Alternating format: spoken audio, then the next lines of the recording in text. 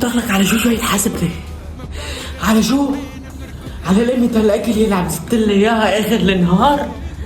حبضل مثل الكلب جوعان. لك مثل الكلب حبضل جوعان يا بني آدم. على شو؟ هو أنا شو كنت عم بعمل؟ ما أنا كنت بحلم عم بشتغل ب550,000 550,000 عم ببعت لكم 550,000 ما بتكفيني حصل ويش ما بتكفيني. على شو عم تضربني؟ لأنه أكلت لك النودلز. لك هلا بتنزل لعند ابو عبده وبتدق عليه الباب وبتقول له بدي نودلز. ما بعرف بتبر لي النودلز من اي دكان. عم تفهم؟ لك حيوان. حيوان عم يشتغل طول النهار مشان اخر شيء يجي ياكل لي النودلز. العم شو بتعشى هلا؟ بس كانه عشنا مشهدين حسن. وين شوف تحت سابق